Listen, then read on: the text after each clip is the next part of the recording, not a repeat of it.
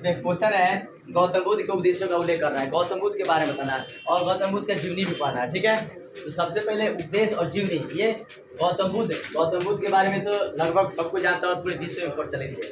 गौतम बुद्ध और बुद्ध जी का चलाया हुआ धर्म क्या था जी? क्या था? बौद्ध। और भगवान महावीर का याद रहना चाहिए, जरूरी है। ठीक है, गौतम बुद्ध का नाम उल्लेख करना है, समझिए इसको। गौतम बुद्ध जो कि काफ़ी एक लोकप्रिय व्यक्ति रहे हैं और विश्व में इनका पूरे जगह इनका उपदेश लगभग सब जगह चला। ठीक है, लेकिन ब्रिटेन में इनका उपदेश जो है वहाँ तक नहीं पहुँच पाया, है ना। ब्रिटेन को छोड़कर बाकी लगभग सभी जगह इनका उपदेश पहुँचा हुआ था। और इनका भाषा जो था सरल और जनपद भाषा, सरल मतलब आसान होता है और जनपद मतलब जन के लोगों के अनुसार इनका भाषा क्या था? सरल व्यवहारिक था, बिल्कुल ही सरल सीधा, मैंने जो भी कहते थे ना बिल्कुल साफ सुथरा सीधा कहते, डायरेक्ट कहते थे। और जन भाषा मतलब लोगों के समझने लायक भाषा को जन भाषा कहते हैं ना।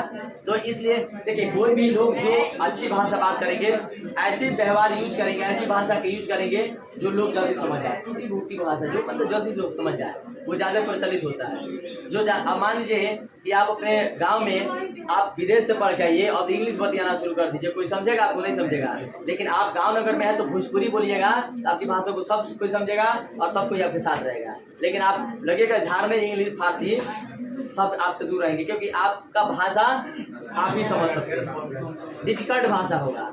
लेकिन जो जन भाषा होगा, जो सार्वजनिक भाषा होगा, वो सब कोई समझ सकता है। इसलिए इनकी भाषा लोकप्रिय हो गया, है ना। इन्होंने बहुजन हिताय बहुजन सुखाय, बहुजन हिताय, बहुजन मतलब बहुत लोगों के हित और बहुत लोगों के सुख।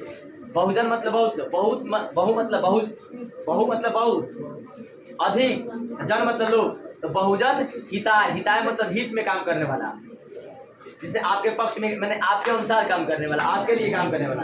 और बहुजन सुखाय यानी कि बहुत लोगों का जब हित में काम कीजिएगा, बहुत लोग की आप मदद कीजिएगा तो बहुत लोग आपका क्या करेंगे? सुखाय, बहुत लोगों से आपको सुख मिलेगा। अरे आप किसी का हेल्प कीजिएगा तो आपका नहीं करेगा, आपके साथ नहीं रहेगा, तो आपको सुख होगा कि नहीं सुख होगा? तो यही ये गौतम बुद्ध जो है बहुजन हिताय और बहुजन सुखाय, इस पे विशेष बल दिया। ठीक है, और इन्होंने जो 4 उपदेश दिया जो कि दुनिया में सबसे ये सत्य है, पूरा एकदम 100% सच्चाई, ये सत्य है। इन्होंने जो उपदेश दिया था ये 100% सच्चाई उपदेश दिया था, है ना। उपदेश क्या दिया था? सबसे पहले कह रहा है कि ये संसार दुख का कारण है। हम लोग संसार में आते हैं तो संसार देखिए, जब से पैदा होते हैं ना, हम लोग पैदा होते हैं रोते हुए, है ना, रोते हुए पैदा होते हैं। कारण क्या है कि हम लोग पैदा हुए रोते इसलिए कि ये संसार अब आ गए, हम लोग दुख में पड़ गए। और बच्चा जब जन्म लेता है ना तो कहता है कहाँ पता हम कहाँ आ गए, अब इस नर्क में आ गए हैं। हाँ, बच्चा जब पैदा होता है तो रोता है ना, कहाँ आ गए। यानी कहने का मतलब कि अब वो नरक है, इस संसार में आने का मतलब उसको अब शुरू से लेकर बचपन तक पूरा दुखी दुख का कारण है और हमेशा दुखी रहेगा। जब तक इंसान जीवित रहता है ना तब तक इंसान को दुनिया में क्या है? दुख के सिवा कुछ नहीं मिलता है।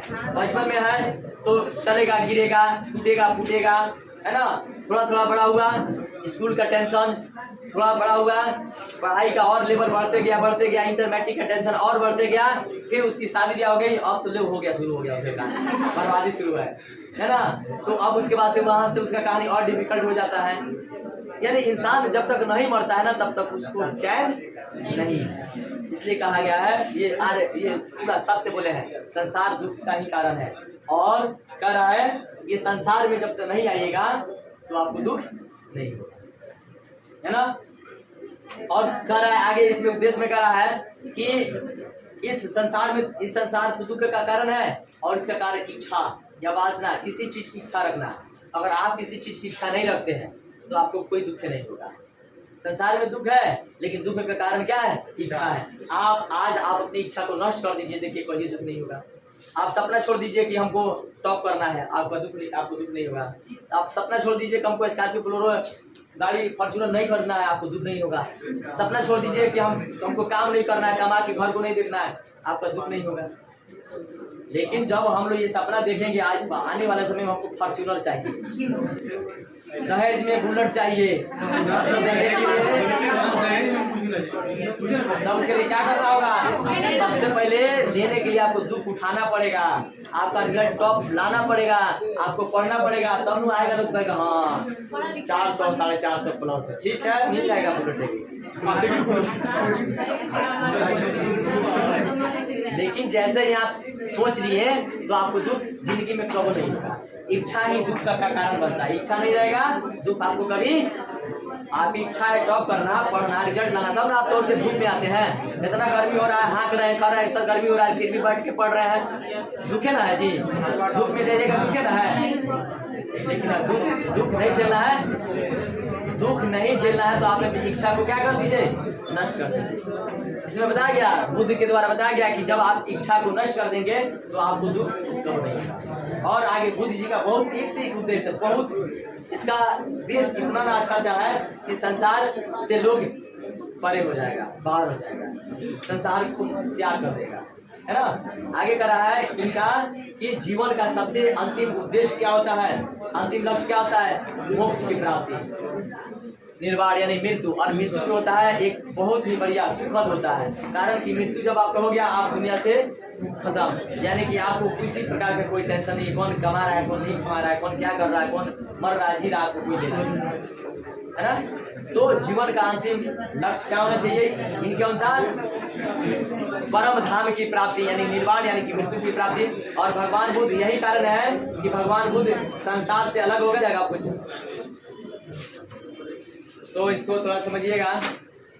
इसका जीवनी तो बहुत इससे और बहुत बड़ा हो जाएगा, तो इसका कई पन्ना में इसका जीवनी हो जाएगा। लेकिन यहाँ पे प्रश्न करा गौतम बुद्ध किस तरह ज्ञानी व्यक्ति बने, तो ज्ञानी जब बने हुए थे तो इसी के बारे में आपको लिख देना है, उसका पूरा जीवनी नहीं लिखना है। देखो सबसे पहले तो गौतम बुद्ध के बारे में बताया जा रहा है कि गौतम बुद्ध जो है घर परिवार से कुछ ठीक ठाक थे, खैर बचपन में इनकी जो है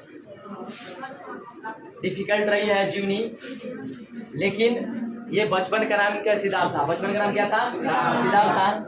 और ये सिद्धार्थ जो है अनेक प्रकार के मार्गों का अन्वेषण किया, यानी कि मार्गों को अपनाया। उसके पहले मार्ग अपनाने से पहले इन्होंने क्या किया कि जब देखा कि इस संसार में सिर्फ दुख ही दुख है, मैंने बचपन से सिद्धार्थ बड़े बड़े होते होते होते कुछ बड़े हुए, जब इनको कुछ दुनियादारी समझ में आने लगा तो इनको लगा कि दुनिया जो है ना, दुनिया बस सिर्फ एक माया जाल है, दुनिया कुछ नहीं है ना।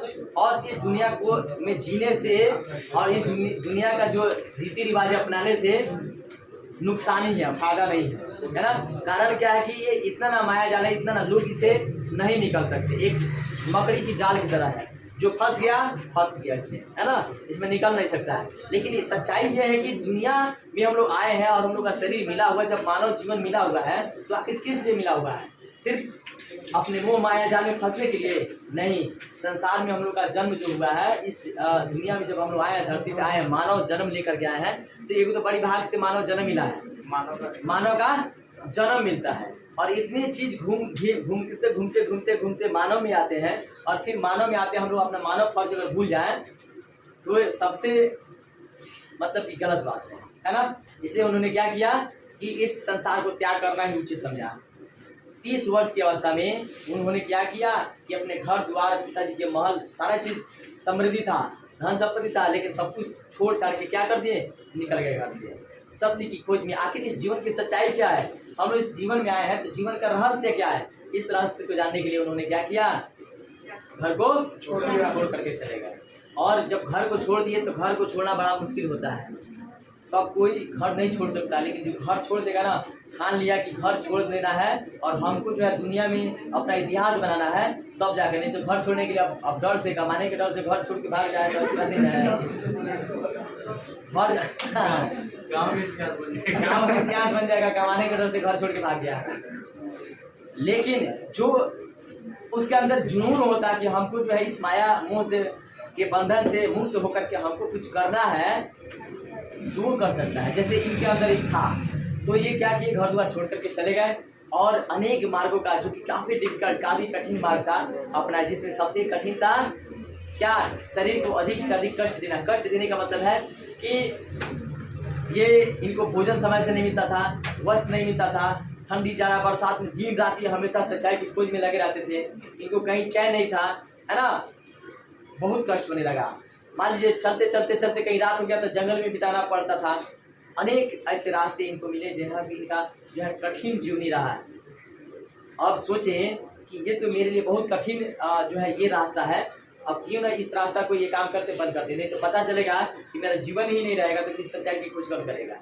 जिस चीज़ के लिए हम निकले हैं, अगर हम इतना ना कठिन वर्क कर दे, खाना पीना छोड़ दे, तो फिर जब जीवन ही नहीं रहेगा, शरीर सूखे के कांटा होने लगा, अरे शरीर सूखने लगा, दुबले पतले होने लगे, तो सोचे कि जब शरीर नहीं रहेगा तो फिर आखिर हम खोजेंगे कैसे, रहस्य जानेंगे कैसे।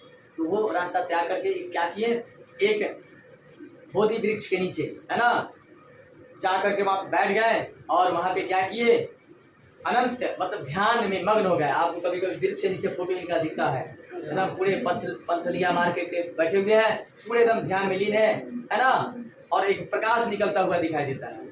देखे फोटो, तो वहां पे बैठ करके इन्होंने एक अनंत ध्यान में लीन हो गए, और ध्यान में लीन इतना ना लीन हुए कि इनको जो है सच्चाई, जीवन की अर्थ क्या है, जीवन की सच्चाई क्या है, इनको समझ में आ गया पूरा एकदम। मैंने इनको ऐसा लगा ना कि इनके सामने कोई आकर के साक्षात इनको कोई दर्शन दे रहा है और बता रहा है कि जीवन की रास्ता, जीवन की सच्चाई, जीवन का रहस्य क्या है। और ऐसे तब जाकर के वो क्या बने, एक ज्ञानी व्यक्ति, महात्मा बुद्ध। घर द्वार कोई छोड़ देता है उसको महात्मा कहते हैं, साधु संत कहते हैं, है ना। तो इस प्रकार से त्याग करके वो क्या किए, एक अनंत ज्ञान प्राप्त किए, और वही ज्ञान और शिक्षा पूरे विश्व में घूम करके, और सबसे ज़्यादा तो प्रचलित चीन में हुआ। आज भी जाइएगा उत्तर प्रदेश में ना, तो चीन के लोग हमेशा वहाँ पे आते जाते रहते हैं। उत्तर प्रदेश में कुशीनगर है, कुशीनगर में जहाँ उनका महापरिनिर्वाण हुआ है, इनकी मृत्यु हुई है कुशीनगर में, वहाँ पे खूब लोग आते हैं घूमने के लिए वहाँ, है ना। तो इस प्रकार से ये गौतम बुद्ध ज्ञानी कहलाए। एक हाँ जाओ, ठीक है, लिखा जाएगा, अरे लिखा जाएगा।